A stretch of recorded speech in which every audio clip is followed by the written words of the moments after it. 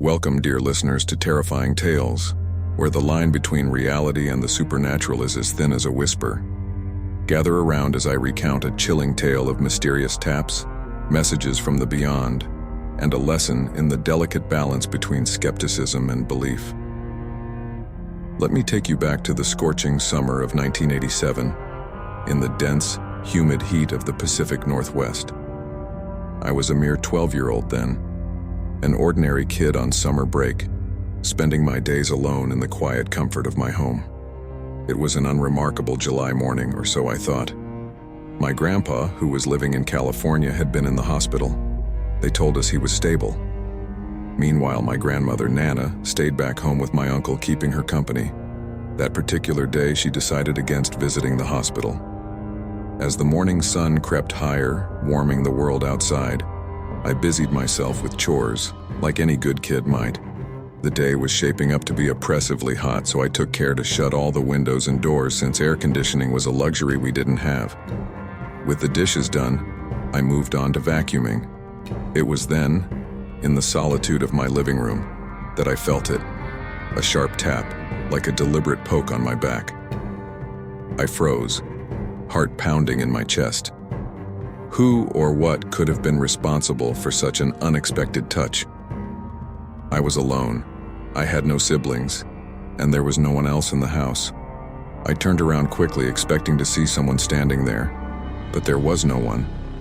The room suddenly felt icy cold, a stark contrast to the blistering heat outside. A creeping dread washed over me, compelling me to turn off the vacuum and step outside, needing the warmth of the sun to chase away the chill that had settled in my bones. Meanwhile, hundreds of miles away in California, at almost the exact moment I was tapped on the shoulder, Nana experienced an ominous feeling. She decided, against her better judgment, to rush back to the hospital.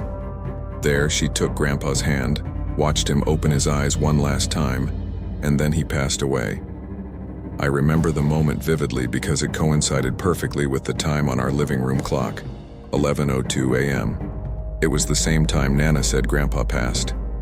When my mom arrived home that afternoon, her face was drawn with sorrow.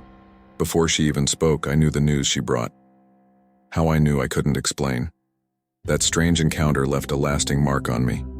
Even now, decades later, the memory lingers, and the fear of feeling that cold, supernatural touch remains. Whenever I vacuum alone, I leave the door ajar, just in case, a habit born from the terror of that long-ago summer day.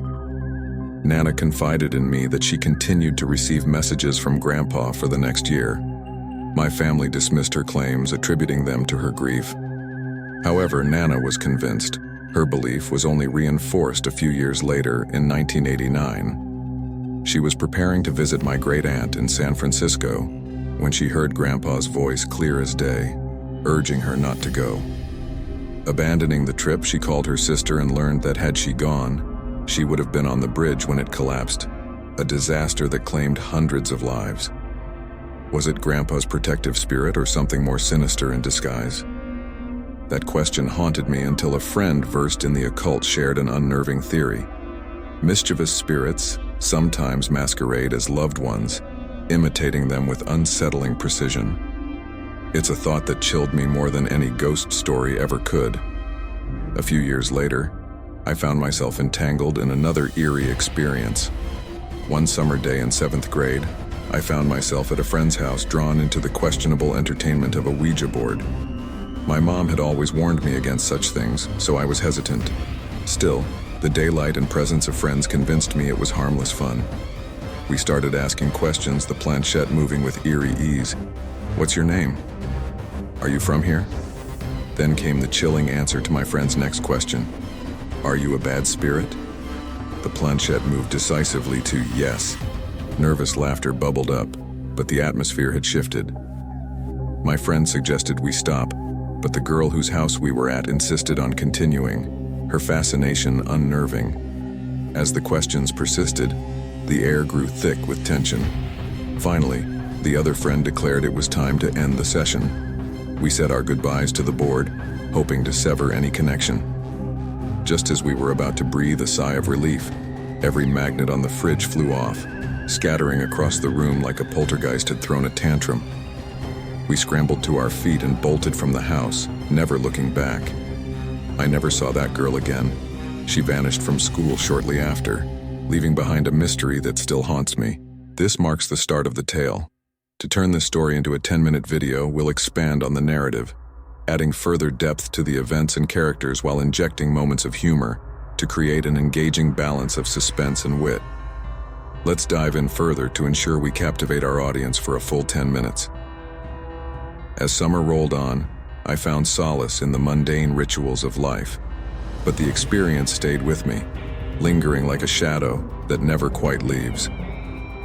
I continued to feel my grandpa's presence, especially during the quiet moments when the world was still and the mind wanders into the realm of the unknown. Sometimes, late at night, I'd hear the floor creak softly, and my heart would leap, hoping it was just the house settling, yet knowing deep down that something else was afoot. I began to notice strange occurrences more frequently. Lights flickered without explanation. The radio would suddenly burst to life, playing Grandpa's favorite tunes, and I often found small objects moved from their usual places.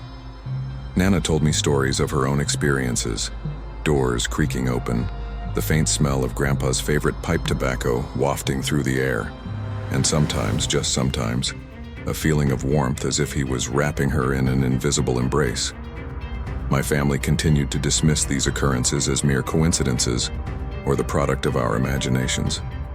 But I knew better. I had felt the cold tap, heard the silence whispering its secrets, and watched as the world shifted in ways it shouldn't have. In the quiet solitude of my room, I pondered the mysteries that lay just beyond our perception. As time passed, my curiosity about the supernatural grew.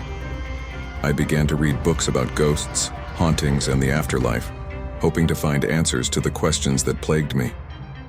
One book, in particular, caught my attention, The Spirit World, a guide to understanding the unseen.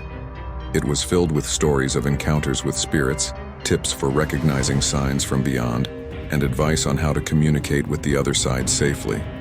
Armed with new knowledge and a cautious curiosity, I decided to conduct a small experiment. Late one night, after ensuring my parents were asleep, I set up a small table in my room with a candle, a notepad, and a pencil. I lit the candle, watching its flame dance in the dark, casting eerie shadows on the walls. "Grandpa, if you're here, give me a sign," I whispered, my voice barely above a breath. For a moment, nothing happened. The room was silent, the candle flickering softly. Just as I was about to give up, the temperature in the room dropped sharply, and the flame dimmed as if an invisible hand had cupped it.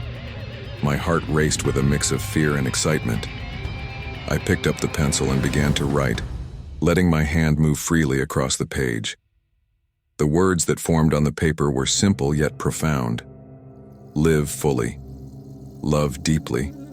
Fear not. Tears welled up in my eyes as I read the message, the familiar warmth of Grandpa's wisdom and love wrapping around me.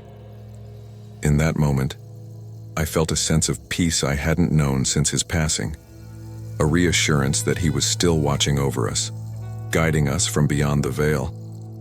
Yet, with this newfound understanding came a realization. The world is full of mysteries, some that may never be explained. While my experience had opened my mind to the possibility of the supernatural, it also taught me the importance of living in the present, cherishing each moment with the ones we love. So, dear listeners, as you navigate the twists and turns of life, remember that the unknown isn't something to fear, but rather to explore with an open heart and mind. Whether you find yourself in the midst of a ghostly encounter or simply pondering the mysteries of the universe, embrace the journey with curiosity and courage. Thank you for joining me on this eerie adventure. Stay spooky and remember, when the unknown comes knocking, answer with caution, curiosity, and a little humor. Until next time, keep your wits about you and your doors ever so slightly ajar.